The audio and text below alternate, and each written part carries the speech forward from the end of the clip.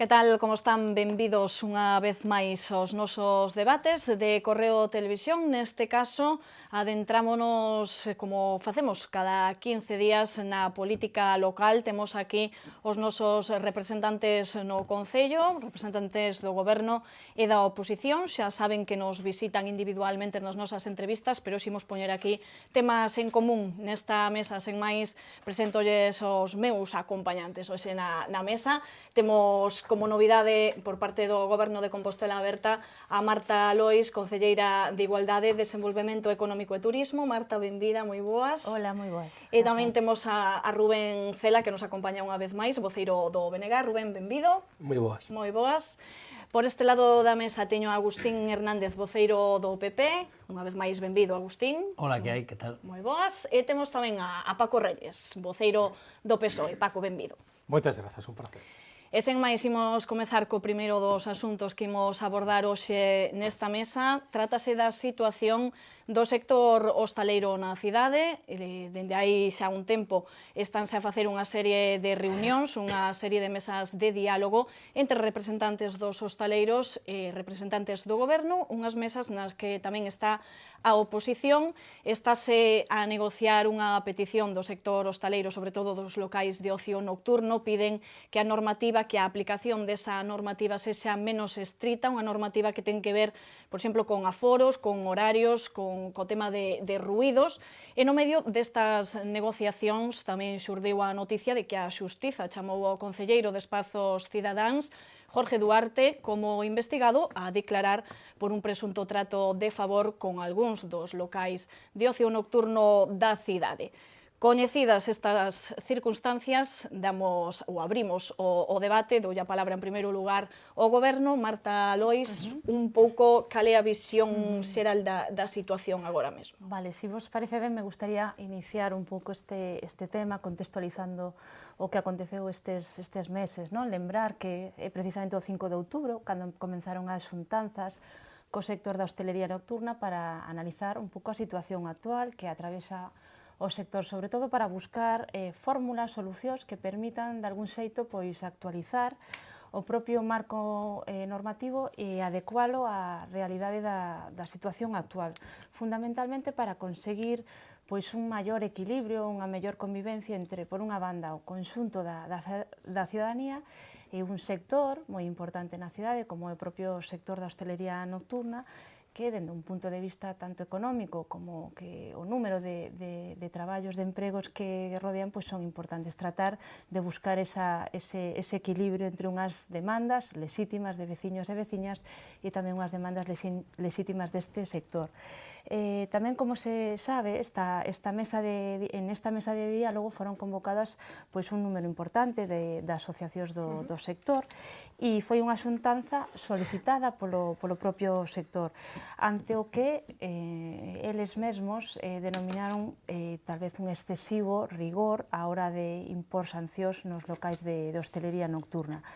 E nós entendemos que, precisamente, ante esta demanda dun sector moi importante, que tamén fai de Compostela unha cidade viva, unha cidade que aposta pola música e, polo tanto, pola cultura, é fundamental pois compaxinar as demandas, como decía antes, de descanso, pero tamén de desenvolvemento de actividades económicas e de lecer.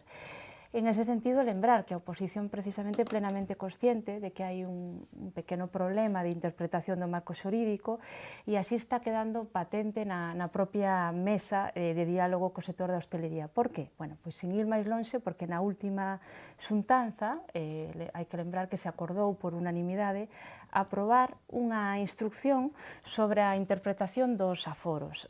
Agora mesmo, a interpretación dos aforos para os locais depende dunha cousa bastante peculiar, tendo en conta que xenera grandes diferencias. Depende do ano no que se otorga a licencia ao local, de tal xeito que hai bares que teñen un maior ou menor aforo que outros, pero dependendo do ano de obtención da licencia van a ter unha capacidade ou outra.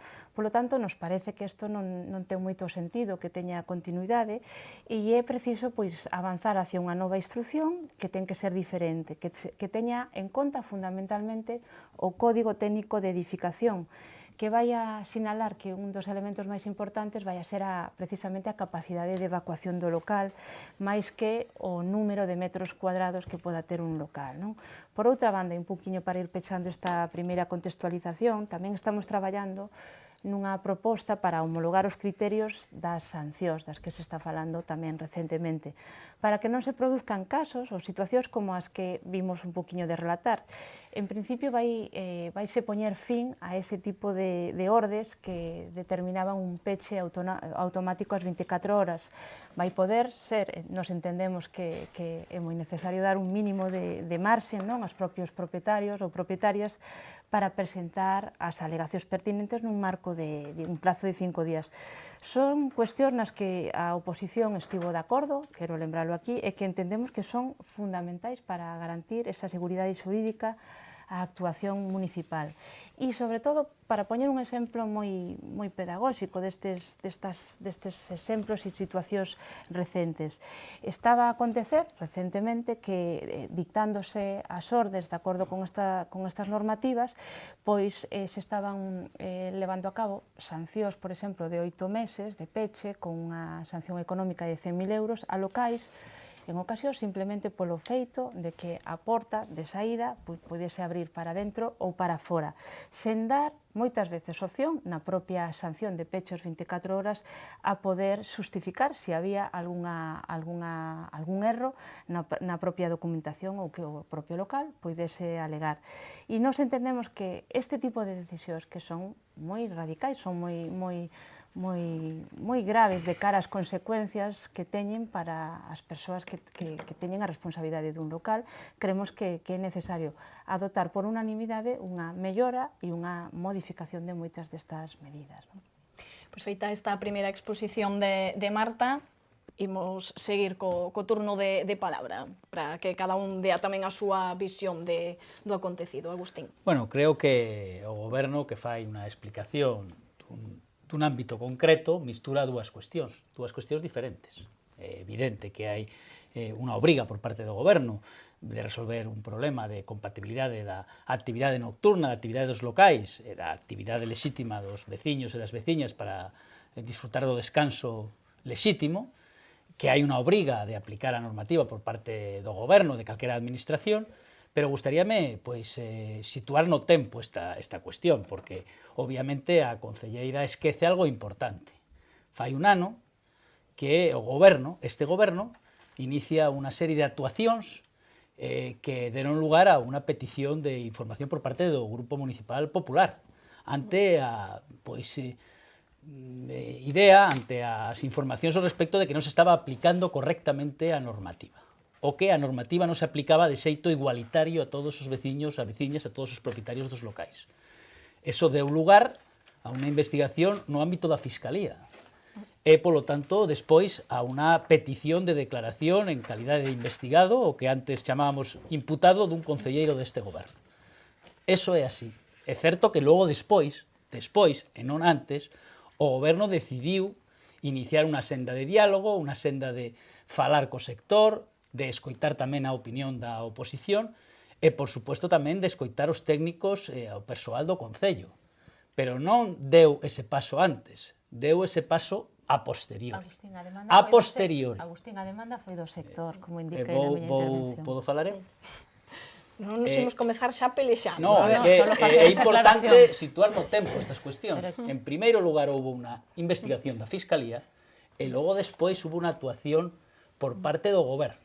Eu puntualizaba esa chamada a declarar de Jorge Duarte que foi no medio das negociacións, pero é certo que había unha investigación. Foi anterior ás negociacións. É dicir, se o concelleiro, cando inicia a súa andaina nas súas responsabilidades, pois percibe que existe un trato desigual, percibe que hai un problema na tramitación, o lóxico, o que ten que facer, é o que está a facer, é dicir, pide informes xurídicos, se o considera, pide a participación da oposición e, obviamente, actúa con transparencia. Pero non foi así. É dicir, o concelleiro adoptou unha serie de decisións, el mesmo, a medias, explicou esas decisións no pleno que tivemos a ocasión de escoitar as súas escasas explicacións e pois tomou as decisións que considerou adecuadas e oportunas que van ocasionar que el teña que declarar ante os xuzgados. E, por lo tanto, esa é a situación. Nós estamos de acordo, como grupo maioritario da oposición, que o sector ten que estar ordenado, que a normativa ten que cumplirse, que os criterios deben ser obxectivos e homoxéneos para todos os cidadáns, para todos os empresarios. Faltaría máis. Pero, insisto, nos tempos, primeiro foi unha actuación presuntamente irregular, injusta por parte do concelleiro, e logo despois todas esas xuntanzas, esa participación da oposición. É dicir, en primeiro lugar, hubo unha actuación presuntamente irregular dun concelleiro, e logo despois hubo unha serie de resultanzas para tentar ordenar un sector que é evidente que é un sector imprescindible, que é un sector importante, que é un sector vital para a nosa cidade e que debe de estar regulado e no que o goberno debe de actuar con criterios homoxéneos nese sector, en calquera outro, faltaría máis. Bueno, pois esa explicación de Agustín, houbo certamente abriuse esa investigación, comezaron estas mesas de diálogo e, como decía, a semana pasada coñecíamos que finalmente a Xustiza si chamaba o concelleiro en calidade de investigado, que antes se chamaba imputado, para declarar por ese presunto trato de favor. Recordaba tamén unhas palabras de Paco Reyes hai días. Paco, vostede dicía que está a oposición nesa mesa de diálogo porque neste caso o alcalde quixo compartir un conflito, que outras veces vai o goberno por libre, neste caso quixo compartir ese conflito. Deixo a vostede a palabra se quere explicar esa situación. Dicen, efectivamente, o problema co que nos atopamos é un problema pois de armonizar unha convivencia, a convivencia dos veciños, a convivencia dun sector económico importante na nosa cidade, como son os locais de hostelería, os locais de ocio nocturno, e por outra banda conciliar a seguridade, vale? Seguridade física por unha banda das persoas que son clientes, que son usuarios deses locais, e seguridade xurídica por parte, obviamente, dos locais que entenden que o mellor é ter uns criterios uniformes de interpretación da diferente normativa. Falamos de normativa estatal, normativa autonómica, normativa tamén local. Por lo tanto, este é un problema que se xenerou que é simplemente o problema de xestión. Isto non tiña que ter chegado, en principio, a ninguna comisión de nada. Este é un problema de xestión que se o que se quere é tentar de chegar a un acordo entre técnicos de sancións, técnicos de licencias urbanísticas, entre policía local, bombeiros, pois son coñecedores da seguridade, o propio concelleiro de urbanismo responsable ou os concelleiros responsables das diferentes áreas e o alcalde, e reunirse e tentar de chegar a un acordo, se é posible, para uniformizar os criterios de interpretación, establecer un protocolo e, polo tanto, pois, na medida do posible, que os únicos que teñen autoridade para interpretar a normativa, que son neste caso os funcionarios, pois ver se é posible uniformizar esa interpretación. ¿Vale? Eso por unha banda. Por outra banda, que tamén se plantexaba por parte do sector de locais nocturnos, pois era mudar a normativa ou aplicar ou interpretar a normativa do aforo do mesmo xeito que se interpretou en Madrid, nun decreto da alcaldía, pois firmado neste caso por Ana Botella, non? A alcaldesa de Madrid no seu momento. Bueno, iso é unha cuestión que é competencia e responsabilidade exclusiva do alcalde. É dicir, se estivemos 3 meses para chegar á última proposta, que foi dicir, bueno, nos propoñemos este decreto da alcaldía para o tema dos aforos e este decreto da alcaldía para o tema das zonas saturadas, pois perdemos o tempo, porque iso dende o primeiro momento foi competencia e responsabilidade do alcalde, que tiña que telo feito dende o momento cero, é dicir, non esperar o 20 de setembro, que cando explota todo o tema da investigación judicial, senón moito antes. Quero decir tamén e aclarar que de uniformidade, de unanimidade, nada. É dicir, isto é unha competencia exclusiva e responsabilidade exclusiva da alcaldía. E o que non se pode pedir, nin se pode decir moito menos públicamente, é que existe unanimidade nese decreto, Marta, por favor, neses decretos da alcaldía, cando a oposición presente na última comisión onde se presentaron os textos, pedimos os tres grupos da oposición que onde estaban os informes dos técnicos e da asesoría xurídica validando ese texto. Eses informes nin apareceron entón, nin ata o día de hoxe teñen aparecido. Polo tanto, pedir que nos avaliemos un texto do que non vimos ningún informe técnico, eso non é posible pedirlle esa oposición, non se deu, polo tanto, non se pode decir que eses textos levan unanimidade. Levan o compromiso persoal pola responsabilidade, pola competencia exclusiva que ten o alcalde, firmando eses decretos. É el que nos firma e, polo tanto, el que asume esa responsabilidade. Con respecto ao tema do proceso temporal, que facía referencia Agustín, o voceiro do Partido Popular, bueno, que é tan sinxelo como isto, é dicir, eu teño aquí unha referencia dun periódico no que o 20 de setembro, vou ler textualmente os titulares, chama o xulgado a declarar altos funcionarios pola paralización de sancións por parte do de urbanismo. Isto foi o coñecemento que se tivo naquele entón, porque non fomos convocados a unha xunta de voceiros para ter o coñecemento por parte do alcalde de que isto estaba acontecendo, nos enteramos polos medios de comunicación, e como ten dito agora a concelleira e voceira neste momento de Compostela Aberta, Marta, pois o 6 de outubro é cando se convoca a primeira reunión da comisión. Por lo tanto, efectivamente, non coinciden nos tempos unha cosa ca outra. Con respecto ao tema da apertura de dilixencias de investigación cun auto que investiga, declara investigado, o que antes era imputado, non o concelleiro de urbanismo, solamente o tenente do alcalde, man dereita do alcalde, pois diso falamos, se vos parece, na seguinte ronda. Segundo tenente de alcalde, non? Jorge... Segundo tenente do alcalde, man dereita do alcalde. Neste caso. Rubén, completamos esta ronda e logo Marta pode contestar vostede. Sí, porque creo que neste caso sí que fai falta complementar, porque eu creo que tamén é significativo de por que non se está enfocando ben desde o noso punto de vista o problema, non? Eu creo que do que estamos falando é dun problema complexo e que comprende pois, intereses, dereitos e deberes de sectores diferentes que se entrelazan e non sempre son compatibles entre sí, non? E aí onde entra o papel do Concello, non? En intentar regular como buscar un punto de equilibrio que sexa o mínimo común denominador ou polo menos a solución menos mala de confluencia deses dereitos e deses deberes, non?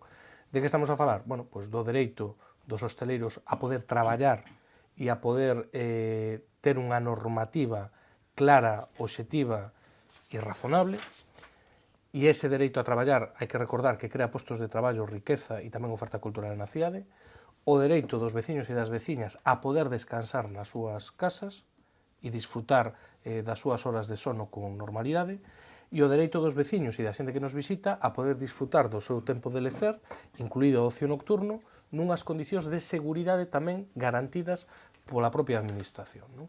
Bueno, todo eso hai que ver como se pode casar, que non é tarefa fácil. Cal é o problema? Bueno, que se está abordando moi focalizado exclusivamente a unha parte do problema, non? Quer dizer, aquí estamos falando da normativa de aforos, estamos falando da tipificación das sancións, estamos falando de toda unha serie de cuestións que teñen que ver co sector da hostelería. Eu creo que aí é onde está o primeiro problema. Eu creo que o Concello o que debería é liderar unha resposta global a un problema global. E, por tanto, teria que estar en riba da mesa propostas que o BNG ten formulado xa no seu día, como, por exemplo, unha liña de subvencións pilotada polo Consorcio de Santiago para o cambio, por exemplo, das carpinterías, non das ventanas, das portas, por exemplo, das vivendas da cidade histórica, non? Porque estamos convencidos que unha parte importante do problema non ten que ver co ruido directamente dos locais, sino que ten que ver co ruido ambiente que se xenera na rúa. Entre outras cousas, porque na cidade histórica, pois pola pedra hai unhas condicións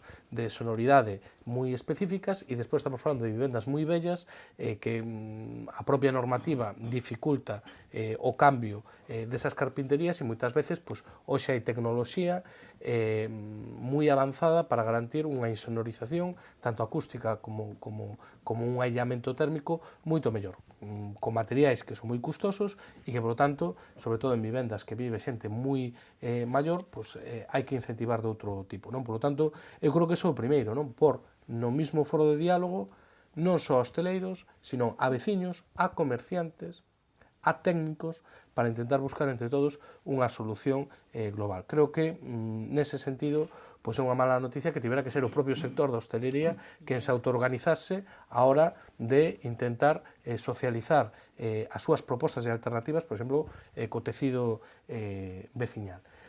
Dito isto, bueno, eu son dos que creo que as normas son para revisar permanentemente.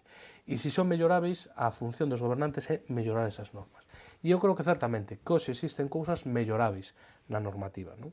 E posiblemente, pois, o tema dos aforos, pois, haxa que revisalo, pero non só porque sexa unha demanda do sector, sino pois, porque posiblemente acabe de facelo, por exemplo, o Concello de Madrid, precisamente despois do problema que hubo con Madrid Arena, non?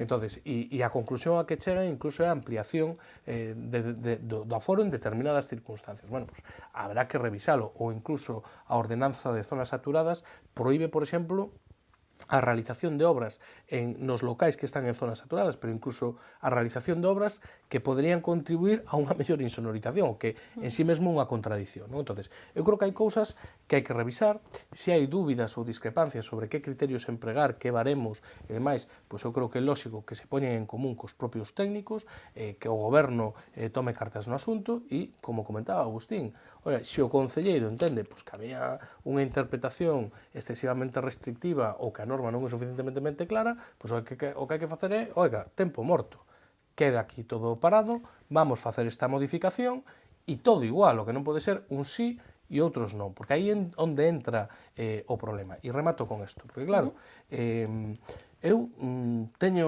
un moi bo concepto do concelleiro Jorge Duarte e creo, sinceramente, que é unha persona honesta e non teño a menor dúbida, máis alá da presunción de inocencia que ten calquera persona que se enfrente a calquer proceso judicial, para min, a maiores deso, creo que é unha persona honrada e honesta. Ahora, iso non quita que crea que non fixo as cousas ben. Que crea que non fixo as cousas ben.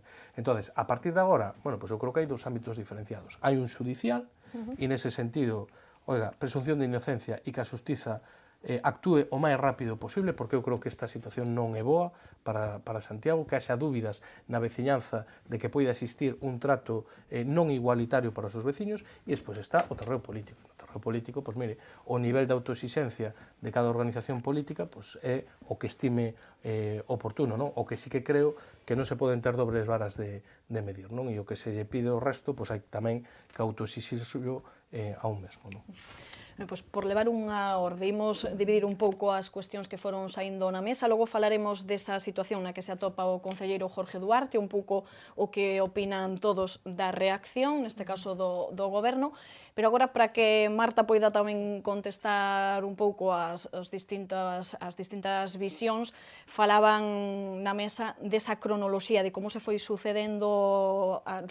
sucedendo as circunstancias para que se deran esas mesas de diálogo. Apuntaba Agustín que xurdiu unha investigación e a raíz de aí comezaron esas reunións, unhas reunións que foron un pouco impulsadas, dicíamos aquí na mesa, ou dicían os nosos convidados, impulsadas polo sector hostaleiro. Non sei se quere aclarar algo nese sentido. Me gustaría facer algunha matización en relación a isto. E a responsabilidade da alcaldía, que tamén nos apuntaba Paco. A ver, para empezar, eu creo que convén tamén decir que esta proposta por parte do sector da hostelería de poder facer unha mesa e de valorar unha situación, digamos, de gran preocupación para o sector, como poden ser unhas sancións que foron dictadas e emitidas meses atrás, polo tanto, non temos que relacionar a petición do sector coa investigación, sino tamén con todos as preocupacións, os agravios, as sancións que caen sobre determinados locais.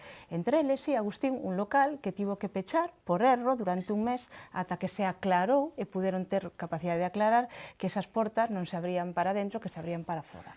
Eso por unha banda. Por outra banda, respecto á reflexión que fai Rubén en torno a que, efectivamente, estamos falando dun problema, por outra banda, moi común nas cidades ou nas vilas que teñen un atractivo tamén turístico, universitario, onde hai unha importante oferta hosteleira nocturna. Efectivamente, hai moitos actores con demandas moitas veces contrapostas.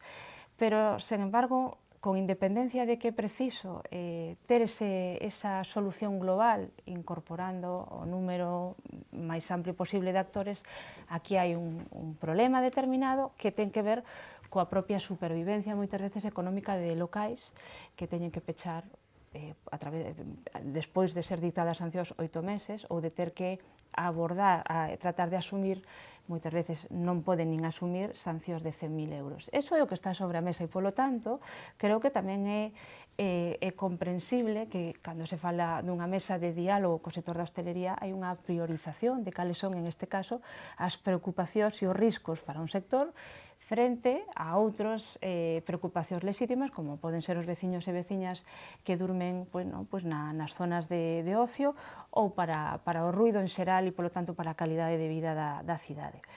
E eu quería insistir neso, respecto aos grupos e respecto á declaración que fai Paco sobre a competencia do alcalde. Creo que, en xeral, Compostela Aberta, en moitos dos ámbitos onde temos que tomar decisións e dirimir aspectos importantes, nos gusta e contamos cos grupos da oposición, tanto para procesos selectivos como para debates amplios. Por lo tanto, creo que o feito de que foran que asistiran e que foran incorporados a esa mesa de diálogo, pois dá conta perfectamente deso. E que nesa mesa de diálogo se comprometan, como di o señor Paco Reyes, a mudar ou a mellorar a propia instrucción de cara á valoración dos aforos sobre outros criterios máis racionais, está aí. Ahora non podemos dicir, non isto é unha competencia do alcalde, nós non temos os informes técnicos. Bueno, acompañaron, dende a partir do 5 de outubro ata agora, todo ese proceso de compartir problemas para a cidade. Paco, é así, e, polo tanto, fostes convidados.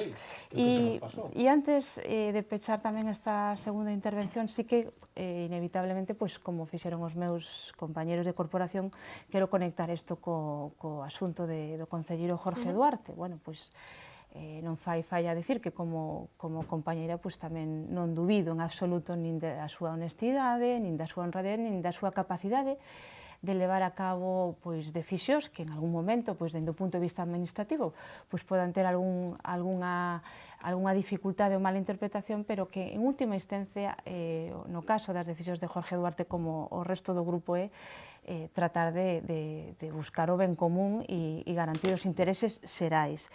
E Jorge Duarte actuou dende o primeiro momento, Agustín, con transparencia. Actuou con transparencia porque foi el precisamente o que solicitou esa comparecencia no pleno, hai que lembralo, foi el o que solicitou e saiu a levar a cabo unha rolda de prensa para contar precisamente que había un auto onde nos vindeiras semanas ten que declarar e, polo tanto, poucos cargos públicos tamén no conxunto do Estado e menos en Santiago de Compostela, coa trayectoria que tivemos, ben o sabe Agustín Hernández, poden dicir que actuaran dese xeito. Pero vamos a lembrar, para ser un pouco pedagóxicos en este sentido, cando falamos dos famosos expedientes, a min gustaríame que contextualizáramos con rigor o caso Jorge Duarte como un caso tamén de valoración dunha actuación administrativa. Eu creo que estamos precisamente na valoración dunha actuación administrativa que probablemente podía ser mellorable, pero ese, dende o meu punto de vista, dende o meu humilde punto de vista, é o marco. Estamos falando de 2 expedientes a locais de ocio nocturno e estamos falando de que á mesa deste concelleiro chegaron expedientes para infraccións ben distintas. Eu vou intentar explicar brevemente. Que xa breve, Marta, Sí, que tiñan a mesma tipificación de ser infraccións moi graves e que foi co que Jorge Duarte discrepou. E vamos a poñer esos exemplos. Un foi, Agustín, unha discoteca cun aforo máximo permitido de 250 persoas, compróbase que hai máis de 1000 persoas, vale? E que, ademais, nas saídas de emerxencia están obstaculizadas con caixas e con mobiliario. Apróbase de inmediato unha sanción de peche de 4 meses e unha multa de 100 euros. E ao mesmo tempo hai outra que nun pub cun aforo de 50 persoas onde hai 90. As saídas están perfectamente liberadas. Propónse, e isto é o que creo que a xente de Compostela tamén ten que entender, si non hai un importante desequilibrio na sanción, na resposta, no rigor, cando se propón para este segundo caso unha sanción igualmente de 100.000 euros e o peche. dende o noso punto de vista, e por suposto de Jorge, que foi a persoa que en ese momento mantivo unha profunda preocupación respecto a esta sanción, hai grandes diferencias entre as sancións propostas, que son, como vedes, moi semellantes. Non parece lóxico, parece que cada un dos casos debería obedecer a unha tipificación probablemente distinta. Bueno, en principio isto era o que quería decir. Pois queren puntualizar agora por aquí Agustín, Pois sí, Paco. para puntualizar e moi brevemente, creo que pois a concelleira e tamén o goberno mistura varios niveis diferentes. Hai un nivel judicial, un nivel administrativo e un nivel político. Judicialmente, nada que decir. Presunción de inocencia, faltaría máis, pero estamos a falar dunha investigación aberta á instancia dunha denuncia por parte da Fiscalía. Presunción de inocencia, máximo respecto aos tempos da xustiza. A nivel administrativo, se un concelleiro do PP, do BNG, do PSOE ou de Compostela Aberta, cando inicia a súa responsabilidade, detecta en función dos seus coñecementos, se o señor Duarte é arquitecto, supoño que terá algún coñecemento, algún mal funcionamento dese servizo, o que debe de facer é, primeiro, falar cos técnicos. Segundo, pedir informes xurídicos. Terceiro, se é necesario ou se o considera, pedir a participación dos grupos da oposición nunha mesa de diálogo, nun foro, e establecer criterios homogéneos, criterios equitativos, criterios igualitarios, para ter uns datos, unhas actuacións homogéneas con todos os veciños, con todos os locais, etc. etc. Eso non o fixo a posteriori. Asinou expedientes a posteriori. E temos información ao respecto de criterios diferentes nun local e noutro. Por lo tanto, cando menos no ámbito administrativo existe, cando menos, alguna dúbida ao respecto da actuación equitativa e xusta do señor Duarte. E cando menos, unha actuación francamente millorable. E en todo caso, toda esa actuación de pedir informes, de pedir a intervención da asesoría xurídica, de pedir a participación da oposición, foi a posteriori de que os datos e as informacións das presuntas irregularidades saíran nos medios de prensa. E, por certo, as explicacións que dio o señor Duarte parece que foron dadas no ámbito de Compostela Aberta. Penso que o señor Duarte ten unha obriga cos veciños e coas veciñas. Para min non é suficiente que o señor Duarte justificara as súas actuacións na Asamblea de Compostela Aberta. No pleno, o señor Duarte non dixo nada. E logo está a parte máis importante, a parte política. O señor Duarte é membro dunha candidatura que chegou a esta cidade, e podo coller a hemeroteca, dicindo que ian a cambiar a forma de facer política. O señor Duarte asumiu libremente un código ético que din claramente que dimitirá se é imputado / investigado por algún asunto que xere algún tipo de beneficio a un terceiro. E é evidente que neste caso houbo presuntamente un beneficio a un terceiro. Entón, o único que pedimos dende o Grupo Municipal Popular, o único que creo que piden os veciños e as veciñas de Santiago, é que o señor Duarte sexa coherente coas súas propias afirmacións. O Código Ético de Compostela Aberta. O señor Duarte, e agora tamén o alcalde que justifica esa actuación, está actuando como un verdadeiro trilero da política, porque está justificando beneficio a terceiros. Señora Lois, lea vostede o seu código ético. Din claramente no caso de que exista un beneficio a terceiros, presunto. Vostedes puxeron o listón nesa altura, libremente, e polo tanto vostedes teñen que ser coherentes co seu listón. E se non, sabe o que pasa? Que lóxicamente a xente ven vostedes o que vostedes decían que criticaban do resto dos partidos políticos, e que están vostedes contribuindo ao descrédito da política. Con isto, queres comparar o que aconteceu en Santiago os últimos 4 anos con esta actuación? O único que digo é que o señor Duarte asinou libremente un compromiso. Igual hai que lembrar o que acontecía no Concello. Marta, o señor Duarte eu non teño que lembrar nada. Eu simplemente teño que decir, o señor Duarte dixo que viña a facer unha política diferente. Dixo que ia asumir un determinado código ético. O señor Noriega dixo, por lo tanto, lo primero que hai que hacer es normalizar la vida política y la interlocución con las parroquias y también la desconfianza de los trabajadores públicos. É normal que os traballadores deste Concello tiveran que ir a declarar ante a Fiscalía e que nos enteremos pola prensa? É normal. É normal que teñan que declarar os traballadores do Concello ante a Fiscalía e que únicamente despois diso fagan vostedes esa mesa de diálogo para tentar atopar unha solución a un problema, é certo, a un problema bello, a un problema complexo, a un problema que non é fácil de solventar da nosa cidade. Pero é que o señor Duarte, antes de xerar Agustín, esa mesa de diálogo, antes de facer iso, tomou decisións presuntamente irregulares.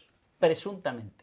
E, polo tanto, o señor Duarte, de acordo co seu código ético, non debería permanecer no Concello. Agustín, veremos o Simplemente percorrido por xurídico coherencia. que vai ter isto, que vai ser No, a min o percorrido é o de menos. O No, importante o de menos é que o non é señor o de Duarte... menos. A Pokémon é No, unha no, cousa, é que o e señor isto Bombre é xa saca vostede temas do pasado, pero claro, vostedes viñan para cambiar... A memoria é importante. Para cambiar as cousas. O señor Duarte, dígame vostede, o señor Duarte non asinou o Código Ético de Compostela Aberta?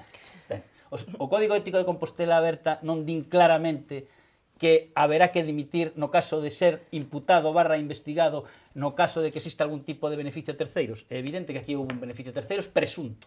E, polo tanto, o señor Duarte ten que marchar.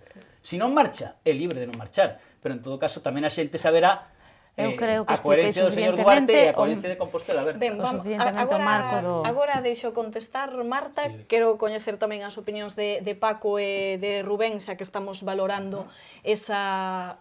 Marta daba esas justificacións, esas explicacións que poden explicar de alguma maneira a situación na que se atopa Jorge Duarte, son as explicacións do goberno. Agustín valoraba esa reacción do goberno, esa non dimisión finalmente do concelleiro, nin a obriga por parte do alcalde neste caso non obrigou tampouco a deixar o seu departamento. Por lo tanto, quero coñecer tamén as opinións de Paco e Primeiro, despois se me de Rubén. permites, gustaríame puntualizar unhas cousas, concretamente unha que falou Rubén e que estamos de acordo, que o tema de abrir dende o consorcio toda unha serie de liñas de subvencións, nos entendemos que non soamente para as vivendas privadas, para mellorar a súa insonorización con respecto aos ruidos que hai fora, senón tamén mesmo os propios locais para que poidan insonorizarse. E ademais que ten que ser proactiva, é dicir, non somente publicar que vai haber subvencións, senón preocuparse de que a xente os coñeza e de que a xente os pida e, polo tanto, que vayan adiante, iso é unha cousa. Outra cousa que é evidente, o deixaba claro agora a concelleira de Compostela Aberta, é que o alcalde non liderou o tema do problema dos locais nocturnos, foi clarísimamente adiantado pola dereita e pola esquerda por parte do sector, el se tivo que subir ao carro da marcha do propio sector, esta é unha realidade. A segunda é que, bueno, eso de contar cos grupos da oposición, bueno, claramente, cando aprobamos proposicións e mocións no pleno, non. Para cumplilas, non. Aí non se conta ca oposición. Se conta ca oposición cando hai algún basto que haya que repartir. Entón, sí, que a oposición veña para que sí os bastos se repartan. Eso é o certo. A comparecencia a solicitou, a comparecencia solicitou o tenente de alcalde e man dereita do alcalde despois de que todos os grupos da oposición a exixiran públicamente. O primeiro que o pediu foi o Partido Socialista, pero de seguido se sumaron Partido Popular e Bloque Nacionalista Galego. Por lo tanto, foi unha petición pública, está en todas as hemerotecas, dos tres grupos da oposición de que comparecera. Por lo tanto, foi a rebufo da petición da oposición e así de claro. Con respecto a unanimidade, mire, o único que se nos presentou foi isto. O texto simple da instrucción que é competencia do alcalde firmale a súa responsabilidade e da proposta de mudar o decreto das zonas saturadas. Nos defendimos dende o primeiro momento que Compostela Aberta estaba perdendo o tempo, porque non era un problema de comisión, era un problema de ponerse a xestionar, era un problema de, si entendían que así era, firmar eses decretos. Agora ben, cando non hai ningún tipo de informe técnico, non se pode pedir que os grupos de oposición se sumen ao carro. Isto vai ser unas instruccións baseadas en dous decretos firmados polo alcalde, responsabilidade exclusiva do alcalde que vai exercer as súas competencias e non se pedimos que se exercera, pero obviamente a responsabilidade da firma é súa exclusivamente. Con respecto ao tema do tenente de alcalde, con respecto ao tema do alcalde,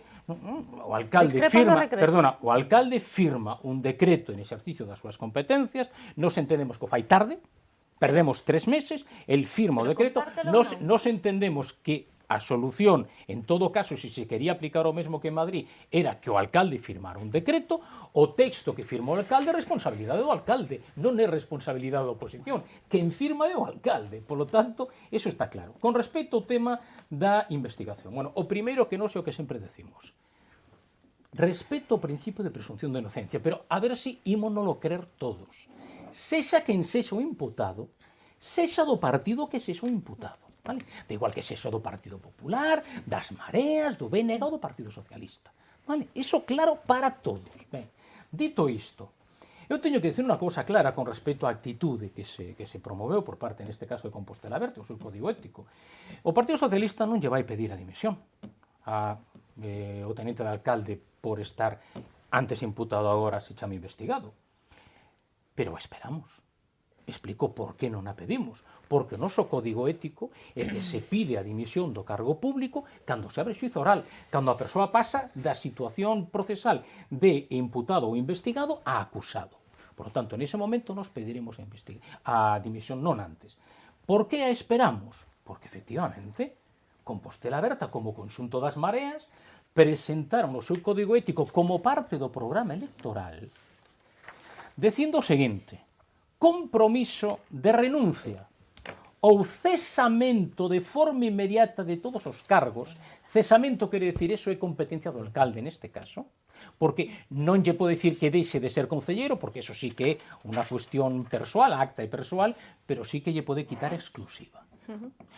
Porque fala dos cargos, non de algunhas competencias, fala dos cargos. Paco, por que non nos remitimos ao feito? Ante imputación pola xudicatura, que delitos estades relacionados con falando corrupción, prevaricación, etc., e fala, ben sexa por interese propio ou para favorecer a terceiras persoas. Quero decir que a dimisión por un presunto delito de prevaricación se lle exixiu, no caso do Partido Socialista, a Pepe Orozco, alcalde de Lugo, o que non se lle ten aberto ningún xuizo oral e se lle pediu que deixara a alcaldía por un problema de ser investigado en un proceso de prevaricación.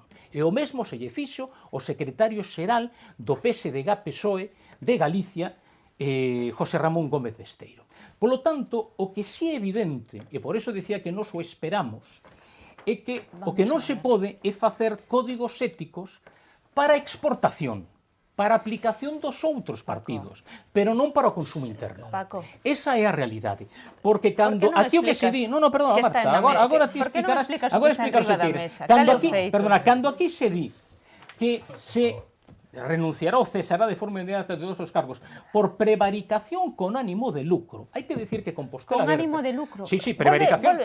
Subraya eso, con ánimo de lucro. O señor Jorge Duarte digo prevaricación con ánimo de lucro. Porque te vou explicar. Compostela Aberta se inventa... Compostela Aberta se inventa literalmente un novo tipo penal que non aparece no Código Penal. Porque non existe a prevaricación con ánimo de lucro. Existe o artigo 404 do Código Penal que di que prevaricación é tomar unha decisión injusta a sabendas de que é injusta. Se o que quería decir Compostela Aberta era que tiña que dimitir cando houbera prevaricación conxuntamente co soborno, era o que tiña que decir. Porque inventándose un tipo penal é imposible que neste país ningún xuiz poida dictar e firmar un auto abrindo a investigación de ninguén por prevaricación con ánimo de lucro, porque ese tipo penal non existe. Polo tanto, isto é un fraude á cidadanía, fraude entendido desde o punto de vista máis coloquial do seu termo. E por que non nos sinalaste antes, non agora? Perdona, eu o dixen clarísimamente. Antes de que acontecese isto. Eu o dixen clarísimamente. Polo tanto, o que non se pode facer é incorporar tipos penais non existentes, porque eu quero crer que isto foi un erro de Compostela Aberta cando escribiu o Código Ético, porque se o fixeron a propósito, entón eles xa sabían que ningún xuiz ia dictar e firmar un auto que incluir a investigación por unha prevaricación con ánimo de lucro, porque non existe ese tipo no Código Penal. Por lo tanto, insisto, os códigos éticos, eu respeto os do resto dos partidos, pero tamén Compostela Aberta, pero foi presentado como unha promesa electoral, o que non se poden facer son códigos éticos para exportación, pero non para o consumo interno. Bueno, asentía Agustín Hernández completamente durante esta intervención de Paco Reyes. Teño un longo camiño sempre para chegar a Rubén Cela. Imos escoitalo e logo Marta contesta a vostede o que acabamos de escoitar. No, vamos a ver, eu creo que en política debería haber un principio que estivera sempre presente e, por desgraza, normalmente está ausente, non? Que é a coherencia a todos os niveis, non? Por que digo isto? Porque eu mesmo, representando a miña organización política, teño solicitado a dimisión de 7 concelleiros do Partido Popular imputados no seu día, onde era evidente que non había ánimo de lucro. Desde o noso punto de vista, había unha actuación de prevaricación, que era polo que estaban acusados, finalmente, por certo, resultaron absoltos. En calquera caso, había unha prevaricación que non conlevaba un lucro para ningún deses 7 imputados. En calquera caso, nos entendíamos que nesas circunstancias, que é o que defendeu sempre o BNG, que cando hai imputacións, non polo feito da imputación en sí, ollo, non polo feito de estar imputado, sino polo que causa esa imputación, en función de cal seja a causa, pode ser motivo, no caso do tipo de actuacións dos que nos estamos a referir, pois da dimisión. Non é o que solicitamos os demais e o que nos autoexiximos a nós mesmos. Nos temos unha recua de cargos públicos que teñen dimitido, por certo, por bastante menos. Pero cando digo da coherencia non me refiro só a iso, porque eu podo entender, e eu non son ninguén para interpretar as normas internas de Compostela Aberta, eu podo entender que Compostela Aberta faga unha interpretación da súa propia normativa onde chega a conclusión de que non hai ningún motivo para que o señor Duarte dimita. E eu terei que respetalo. Poderei estar de acordo ou non, pero terei que respetalo. Ahora ben, o que sí que me parece chocante é que se a conclusión a que chega a Compostela Aberta é que non hai ningún problema, porque o alcalde lle quita as súas competencias, non? Porque creo que funcións foron. sí, Dúas funcións. bueno, pero eu Lo digo por aclarar aos espectadores. Mientras se esclarece no ámbito judicial. Eu digo porque para mí non é menor, quero dicir, se hai unha convicción de que non hai nada malo, eu creo que esa persona debería seguir desenvolvendo a súa función como viña desenvolvendo. E a partir de aí, pois, está claro que no ámbito político non se quere que se teña máis percorrido e que terá que ser a xustiza. E a xustiza dirá se hai delito, se non hai delito, se hai inhabilitación, se non hai, ou que consecuencias ten e que percorrido ten isto. Non? Pero quero dicir que para mí é unha cuestión que non é menor. Eu teño a seguridade de que o concelleiro, desde logo, as actuacións que fixo, seguramente non. Estou convencido que as fixo ca mellor das intencións posíveis. E posiblemente hai moitas das cuestións das que se plantexan no fondo, na interpretación da graduación das sancións, de se é lóxico que isto e isto teña a mesma sanción, e demais, nas que poderíamos estar de acordo. Eu o primeiro. Eu o que creo que se equivocou, e que se equivocou radicalmente, en como abordalo. Quer dizer, porque a fórmula non é deixar apodrecer as cousas nun caixón. A fórmula non é esa. E que os técnicos teñan que estar mandándoche certificadamente recordatorios de que tes na mesa algo para asinar. Quer dizer, os problemas non se solucionan como avestruz metendo a cabeza debaixo do furado. Quer dizer, os problemas hai que afrontalos de frente. Si ti crees que a normativa non é correcta ou que hai unha interpretación incorrecta por parte dos funcionarios da normativa, oiga, negro sobre branco. Paremos todo e dicir, oiga, mire, non se asina aquí nada máis hasta que resolvamos esta situación para todos, non? E eu creo que aí onde está a equivocación do señor Duarte. Esa equivocación, que para un será un pecado venial, para outros un pecado capital, bueno, cando chega a xustiza, pois terá que ser a xustiza quen determine se é delito ou non é delito e que consecuencias ten, non? Eu creo que agora mesmo, pois eso, por lo menos no terreo desta mesa, non nos toca a nos xulgalo. Eu creo que nese sentido, por suposto, non só presunción de inocencia, sino eso, o desexo de que se resolva canto antes e do xeito máis claro posible, non? Pero despois, a partir de aí, pois evidentemente hai unha lectura política, non? Que eu, desde logo, podo non compartir, pero respetarei, e unha vez que toma Compostela Aberta esa decisión, pois é a que ten tomada, e será Compostela Aberta quen terá que explicar tamén pois, a súa base social, electoral e o conxunto da veciñanza de Santiago. Ahora, eu creo que tamén hai unha cuestión que está pendente neste país, non? E sei que é moi difícil porque este é un tema tremendamente complexo, pero eu creo que facía falta unha reflexión máis a fondo e de máis longo percorrido sobre o ámbito político e o ámbito judicial. Non? Eu creo que eso fai falta. Fixéronse cousas que eu creo que son parches malos, non? Porque que o que antes se chamaba imputado, ahora se chama investigado pola carga pexorativa que tiña a palabra imputado, pois desde logo non soluciona este problema. Eu creo que debería haber unha norma clara e aplicable para todo o mundo. Sinceramente, creo que este tipo de decisións non deberían depender dos códigos éticos de cada partido político. Creo que non.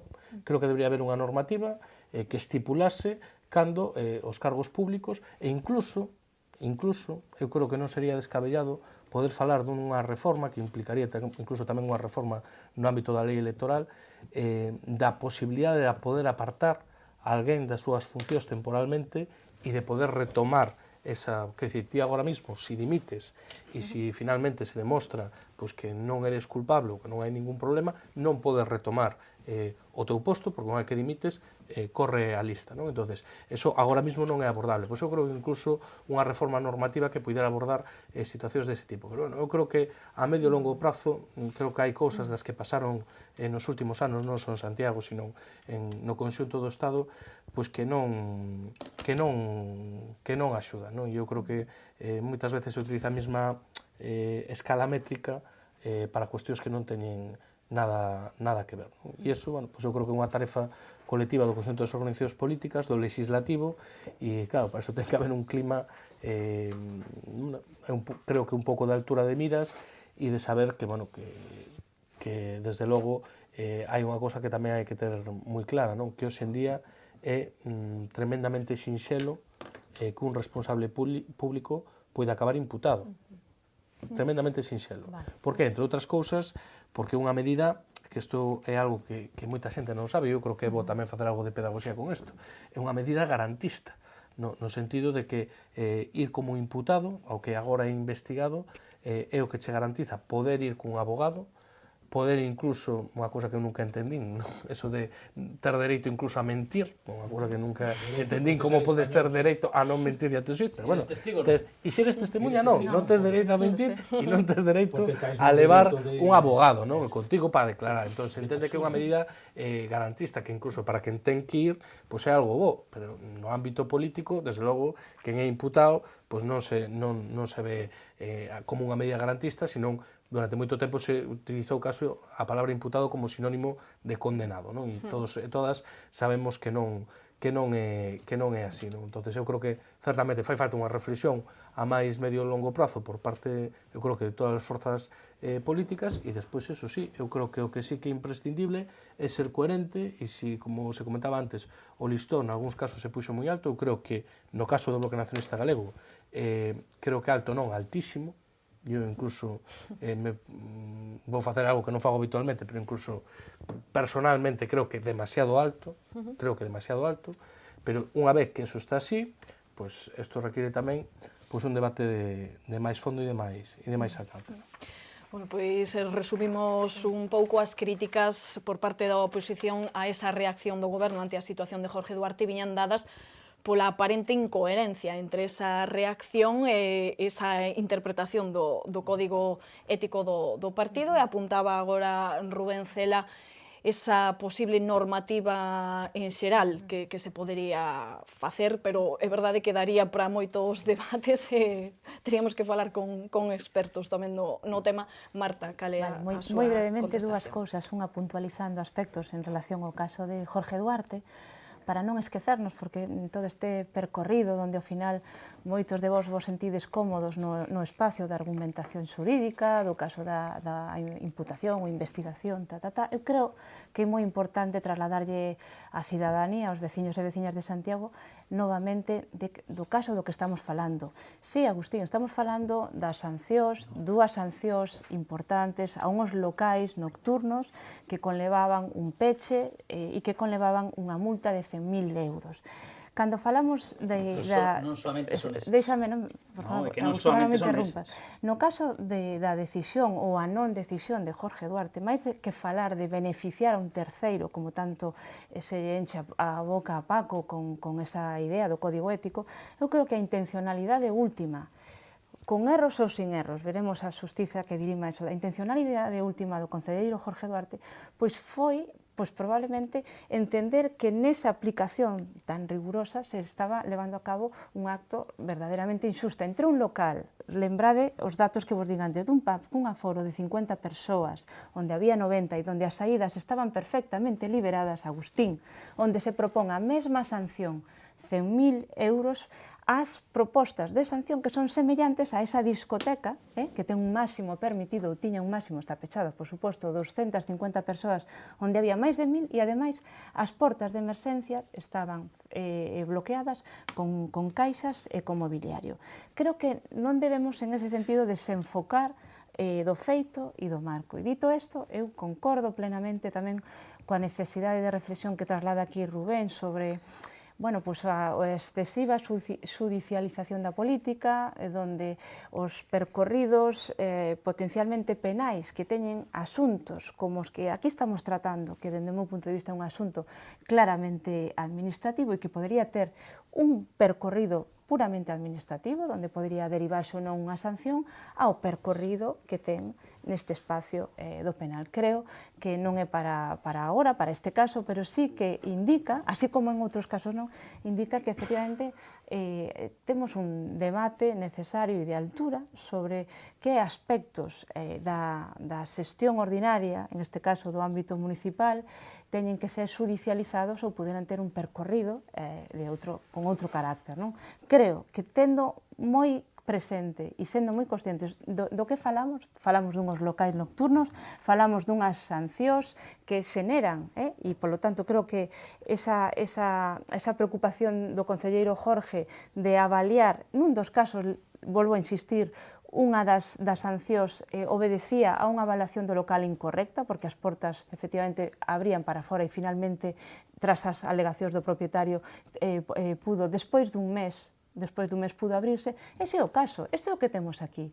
Por lo tanto, creo que é importante contextualizar e non irnos a esa retórica que, por outra banda, pois acompaña o día a día da política e, polo tanto, que necesita un debate de maior altura.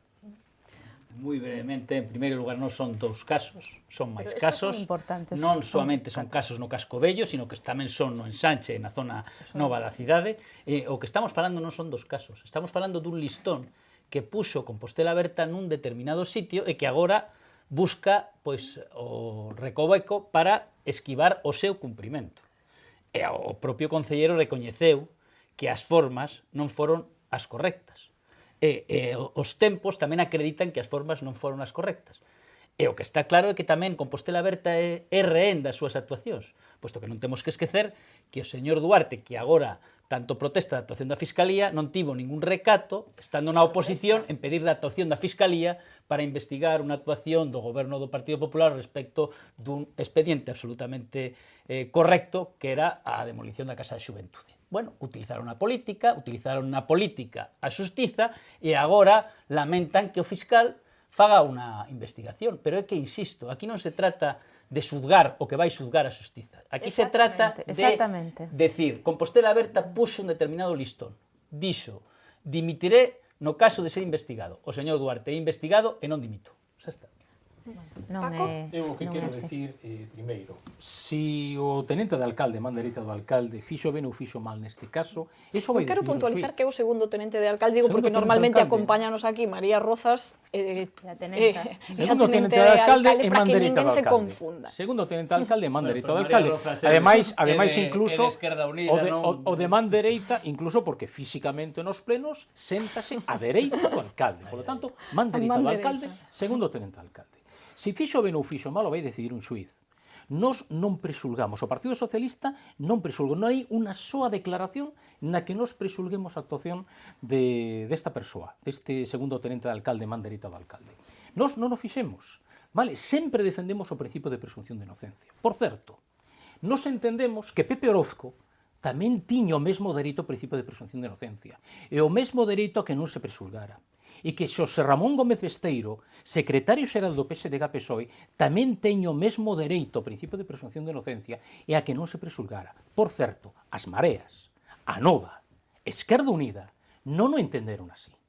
E cando públicamente aplican os demais, pedindo as dimisións, o seu código ético, os demais temos tamén dereito a interpretar o código ético e a facer análise da interpretación que a propia Compostela Aberta e as propias Marías fan dos seus códigos éticos, porque non lo aplican os demais. Por lo tanto, nós tamén temos ese dereito. Punto 1. Punto 2. A min, o que sinceramente me preocupa son dúas cousas. A primeira, que agora se fale de mala praxis administrativa, cando o alcalde, por certo, 24 horas despois de que comparecera completamente só o segundo tenente de alcalde a súa man dereita, despois de estar só, 24 horas tivemos que esperar todos os compostelas e as compostelas para coñecer o posicionamento do Goberno de Compostela Aberta e do alcalde, o señor Noriega. Pero el dixo que a investigación no auto aparecía por un presunto delito de prevaricación. Por lo tanto, non é mala praxis administrativa. O que di o auto é outra cousa. Se non é así, eu o que recomendo a Compostela Aberta que fagan público o texto de auto. Entón, todo o mundo saberá exactamente por que se está investigando a esta persoa, que entendo que pode ser incluso xusto para el que se coñeza. A segunda cousa que nos preocupa é cando, non é a primeira vez que vos coito, que faríamos igual os demais concelleiros. Queren decir que presuntamente paralizarían expedientes a propósito no goberno, porque a presunción do que se está investigando é iso. Claro, se o que me van decir é que a propósito, a conciencia paralizarían expedientes, entón é que non estamos a falar durante este ano e medio dun problema de xestión. O que estamos a falar é que, a propósito, o goberno presuntamente estaría paralizando os procesos administrativos. Iso sí que me parece francamente grave. Por lo tanto, eu entendo que todas as declaracións que fixeron nese sentido foi un erro colectivo. Quero crelo. Pois antes Rubén xa facía a súa explicación ou a súa observación xeral desta situación. Non sei, Rubén, se quere puntualizar algo máis despois desta ronda ou pechamos xa con Marta? Non, eu o único que desexo é que isto se resolva canto antes, vale? Porque creo que non é bo para Santiago, creo que non é bo o sector, non é bo pos veciños, non é bo pos traballadores municipais e non é bo tampouco nin para a imaxe nin para a credibilidade do Concello como institución. Non? Por lo tanto, que a Xustiza, unha vez que no plano político sabemos que isto non vai a ter moito máis percorrido por quen podería facer que o tivese, pois o que hai que agardar é que a Xustiza actúe ca maior celeridade e que sexa o máis clara posible. Non? Rubén, ni tampouco é bo para a persoa. Non é bo para a cidade, non é bo para o goberno, nin tampouco para a persoa. Bueno, dicía antes Rubén unha cousa moi clara, que agora a palabra é investigado, pero certamente imputado, case sempre pois o asociábamos a condenado. De feito, houve moita xente que quedou marcada por esa palabra de imputado, saben, no Partido Popular houve concelleiros que foron absoltos despois, pero... no seu momento, claro, porque agora dá a sensación de que, bueno, Compostela Aberta justifica todo. Memoria respecto a actitudes. Non se justifica porque todo. se isto é un erro administrativo, un erro administrativo tamén foi a decisión inxusta que levou precisamente a que eu estivera na alcaldía e logo despois de principal portavoz da oposición, non? Porque obviamente foron absoltos os 7 concelleiros do Partido Popular. E lembro a atitude do Bénega, do Partido Socialista e tamén daquel movimento marxinal daquela Compostela Aberta e as mareas pedindo todos os esforzos e todo o mundo mundial daquela ao Partido Popular. E agora o Partido Popular o único que pide é o cumprimento do Código Ético de Compostela Aberta. Máximo respecto á presunción de inocencia. Pero pedimos que se cumpra o que vostedes mesmos asinaron. Punto. Nada máis.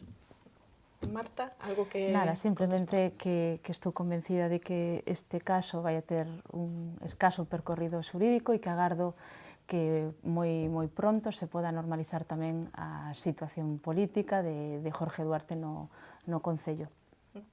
Pois con isto, se ninguén quere apuntar nada máis, damos por rematado o debate. Tiñamos máis asuntos, pero certo que nos imos estendendo, somos moitos na mesa, así que deixaremos outras cuestións para o vindeiro debate dentro de 15 días, e así rematamos xa. Rubén, Marta, Paco e Agustín, moitísimas grazas por acompañarnos. Grazas a vos.